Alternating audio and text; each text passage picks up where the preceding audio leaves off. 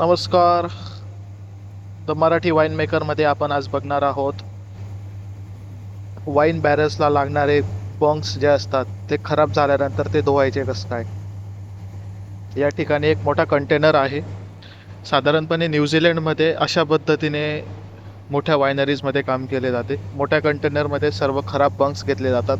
त्यामध्ये गरम पाण्यामध्ये कॉस्टिकमध्ये ही एक मोटर आहे, ही आपल्याला दिसते. ही मोटर पाणी फक्त सक करून स्टर करते जेणेकरून ते फिरत राहतील.